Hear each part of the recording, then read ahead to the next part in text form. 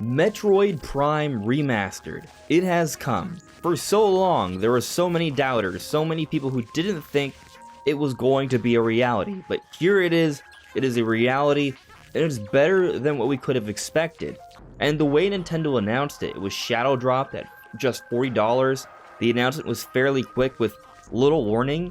It was all quite surprising. But what also came as a bit of a shock, at least to me, and I'm sure a few others, is that Nintendo managed to release this game, force the conversation to be just about Prime Remastered, and not make one single mention about Metroid Prime 4.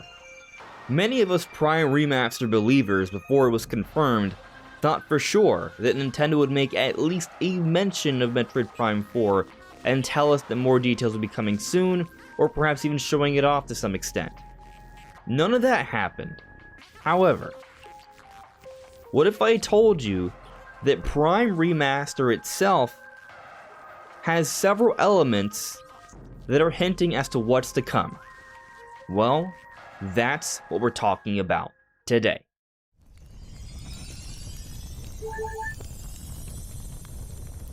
Hey, listen! Welcome everyone, this is AndresRestart, and yes, we're going to be talking about different teases we're seeing in Metroid Prime Remastered for Metroid Prime 4. Now, obviously a lot of this is my own interpretation that these things are teases, because when it comes to a tease, it's usually not confirmed until we actually get the game that's being teased later on down the road. One great example of a tease we've seen from Nintendo in the past that we weren't sure of until, well, it actually happened. That was Luigi's Mansion 3. Remember back when we were enjoying the whole Smash hype cycle, and then there was a Smash Direct where they showed off some Castlevania characters, but they had this pretty epic cutscene that included Luigi running through this very scary castle scene being chased by a number of scary things. But Luigi had this plunger thing with his poltergust vacuum cleaner, and then with Luigi's Mansion 3, well, he had a little plunger thing with his poltergust vacuum cleaner. So, this is just one of a few examples where Nintendo has teased future games. We've also seen Nintendo put imagery for future Zelda games in Zelda remasters, like in Twilight Princess. Now with Metroid Prime Remastered, Nintendo didn't tease or suggest anything for Prime 4 when they showed it off during the Direct, but that could just have to do with Nintendo having a slightly different marketing plan this time around, and there are several teases I think we're seeing in Prime 4. I can think of maybe 6 things that we're seeing from Prime Remastered that could be teasing Prime 4. Now, the first one isn't actually within the game, but I do think it is important and worth bringing up here. And that has to do with the opening up of the Metroid website. You look at how Nintendo shadow dropped Prime Remastered for $40 and the amount of publicity it's created and what appear to be very strong initial sales. But then you take a look at this website, they've opened it up, they've shown Metroid Prime Remastered, they show Metroid Dread, they show these Metroid Game Boy games, and it's all showing off a much stronger presence of Metroid. All of a sudden, Metroid has a few different quality Metroid games to play that are modern, and it gets people aware of what the Metroid brand is all about. And here we have a strong foundation where Nintendo can come in and reintroduce Metroid Prime 4 and really hit the ground running.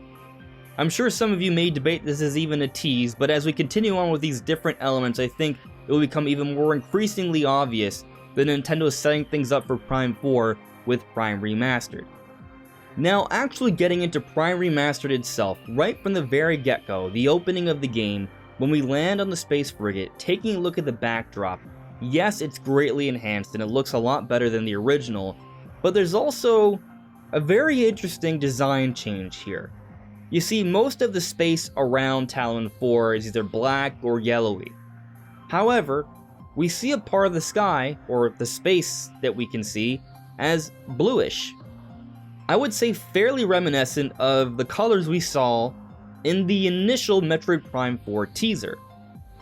While it's certainly debatable, I'll argue that going with an entirely different color when it was absolutely unnecessary, I think it is a subtle tease for Prime 4 considering how well they match up. Going beyond that though, still early on into the game, we see another design change, and perhaps this one is more significant, and it's with Ridley. You see, with the initial Metroid Prime, the look of Ridley was fairly different from previous iterations of Ridley. They did away with the whole purple look, but in Metroid Prime Remastered, they're going back to it. Now, you could argue that this is simply paying homage to earlier Ridley designs, and that is certainly a consideration to be had, but I'll say that it wasn't necessary. If this is a remaster that's supposed to be very true to the source material, why are they going back and changing things like this? They didn't have to change it like this to make it look good. They had an intentional change here that is a difference in design. Perhaps they want this Ridley to be the new face of Ridley moving forward for the Metroid Prime series, hence the design change. I think it's at least something worth considering. And with that in mind, I have one more design change to bring up here. And I'll put a timestamp here if you want to skip it, if you don't want to be spoiled, but it is the face of Samus. So here's the opportunity to go further into the video if you don't want to see this part. Looking at this new face of Samus, it is a significant change over the previous one. It's a different person, basically. Now, again, you could argue that they had to modernize the look because they wanted this to look better. That is possible, sure. But this looks like a different person, and perhaps this is what they want the modern look of Samus to be. Keep in mind that with most of the entries of Metroid throughout the 2000s after Prime, they went with more of an animated, cartoonish look. Here they're going back to the more realistic look, but it's an entirely different character model here. So it could be simply that they wanted to modernize it because the previous one just didn't look good enough, or it could be that they want this to be also the new look for Samus moving forward, just like they changed the design for Ridley as well. But now let's move on to the second to last tease here for Metroid Prime 4.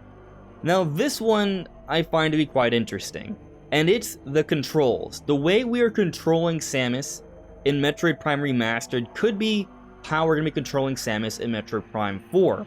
This could be the foundation. Now, the default control setup is dual analog controls. We're finally seeing proper industry standard dual analog controls for Metroid Prime, and considering that it's a standard, that it's a default here, I think this should also probably be an expectation for Prime 4. However, there are other control options as well, and I think they will still maintain most of those, if not all of them, in future Prime games. But they also have a very nicely optimized gyro control option, which feels really good. I would say it even feels even better than the Splatoon shooting controls, so this is actually my preferred setup here. But something else about the controls that I think is worth noting is that there's no button inputs for the left or right stick when you click them in. There's no option to do anything with them. Now, this could just be because there was not a need, but considering the number of control options here, them not touching them at all, I wonder if they were doing this because they had other control options in mind for future Prime games. They wanted to make sure everything else would work with the normal controls and leave those stick buttons for new mechanics in Prime 4. Maybe a dash or slide mechanic like from Metroid Dread, or even a melee attack. These could be things that we could see in Metroid Prime 4 that would also be similar to some modern mechanics we've seen from other first-person shooter games in this day and age. And now on to the very final, but perhaps the most convincing tease for Metroid Prime 4 in this remaster. And that's the entire game itself. Hear me out here. So back before Prime Remastered was announced, when it was just a rumor, we heard different things from different people we consider to be legitimate insiders that have a good inside knowledge as to what is going on.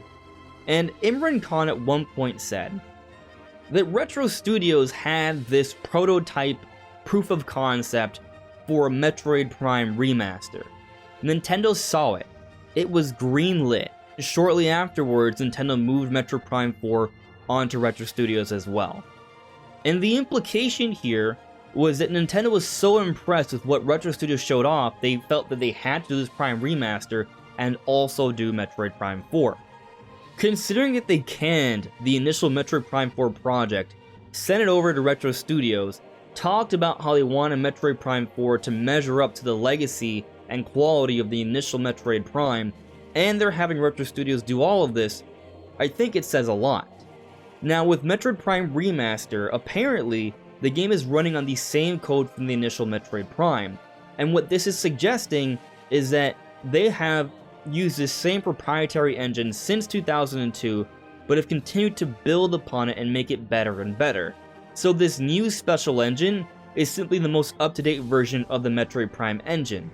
And looking at Metroid Prime Remastered, visually and performance-wise, it's arguably the most impressive thing we have seen on Switch.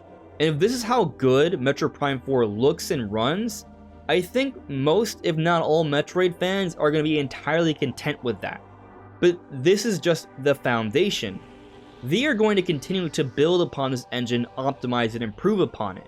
And this would just be for the Switch version. A lot of us think that there will also be a cross-generational version for the next system as well. That all said, with what we're seeing from Prime Remaster, it bodes extremely well for Metroid Prime 4, and perhaps the reason Nintendo didn't feel that they needed to bring up Prime 4 here was because they knew that Prime Remastered was going to be very successful, that it was going to say a lot in and of itself, and that they didn't need to talk about Prime 4 yet, and that Prime Remaster already says a lot about the future for the Metroid Prime series. But what do you guys think? What do you make of these different potential teases in Prime Remastered for Prime 4? Do you agree? Have you noticed other things? Do you have different opinions? Let me know in the comments below. Anyways, everyone, this is AndresRestart. Thank you so much for listening and watching, and I'll see you all really soon. Take care. Bye.